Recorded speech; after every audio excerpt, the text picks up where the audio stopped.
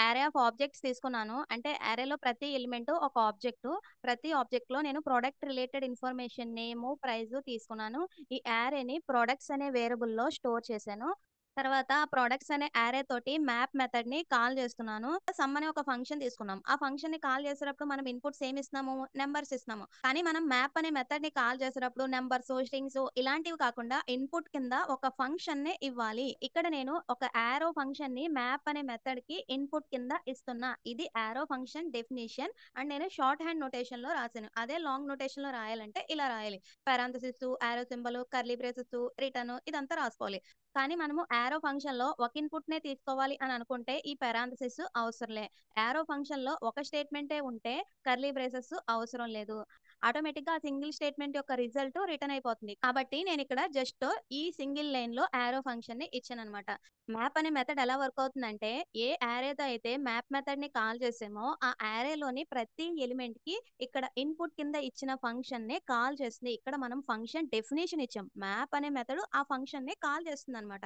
Call చేసేటప్పుడు ఆ ఎలిమెంట్‌ని, దాని యొక్క ఇండెక్స్‌ని అండ్ కంప్లీట్ యారేని కూడా ఈ ఫంక్షన్‌కి ఇన్‌పుట్ కింద ఇస్తుంది కాల్ చేసేటప్పుడు. ఇక్కడ నేను జస్ట్ ఆ ఎలిమెంట్‌ని మాత్రమే స్టోర్ చేసుకుంటున్నా. ఆ ఇండెక్స్, ఫుల్ యారే కూడా కావాలి అని అనుకుంటే జస్ట్ ఇక్కడ మనము ఏదో ఒక వేరియబుల్ నేమ్స్ అనేవి ఇచ్చుకోవాలి. ఇక్కడ మనకి సమ్ అనే ఒక ఫంక్షన్ ఉంది. నేను కాల్ చేసేటప్పుడు 5, 5 అని ఇస్తున్నా. కానీ నేను ఫంక్షన్ డెఫినిషన్‌లో జస్ట్ ఒక ఇన్‌పుట్‌నే తీసుకుంటే దాని మీనింగ్ ఏంటి?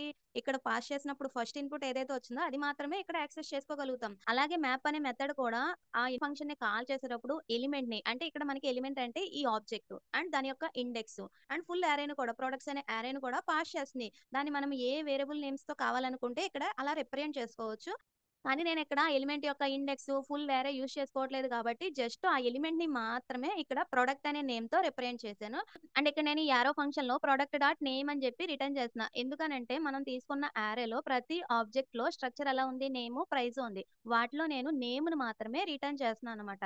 మ్యాప్ అనే మెథడ్ ఇంకొక యాక్టివిటీ చేస్తుంది. అదేంటి అనంటే ఒక కొత్త యారేని క్రియేట్ చేసి రిటర్న్ చేస్తుంది. ఈ యారేలో ఏముంటాయి అనంటే యారేలోని ప్రతి ఎలిమెంట్‌కి ఈ ఫంక్షన్ అనేది కాల్ అవుతుంది కదా! దీన్నే కాల్ బ్యాక్ ఫంక్షన్ అని అంటాము.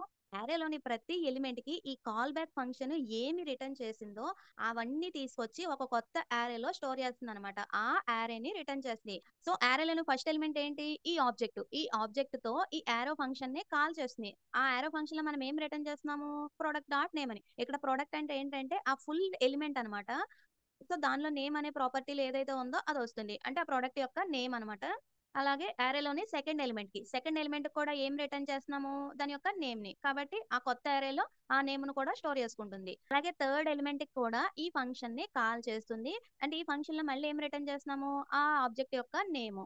కాబట్టి ఆ ఆబ్జెక్ట్ యొక్క నేమ్‌ని ఈ కొత్త అరేలో స్టోర్ చేస్తుంది. అన్ని ఎలిమెంట్స్ అయిపోయాక ఈ కొత్తగా క్రియేట్ అయిన అరేని ఈ మ్యాప్ అనే మెథడ్ రిటర్న్ చేస్తుంది. దాన్ని నేను రిజల్ట్ అనే వేరియబుల్‌లో స్టోర్ చేసుకున్నా. కాబట్టి మనకి రిజల్ట్ అనే వేరియబుల్‌లో ఓన్లీ ప్రొడక్ట్ యొక్క నేమ్స్ మాత్రమే ఒక కొత్త అరేలో క్రియేట్ అయ్యి వచ్చినాయన్నమాట.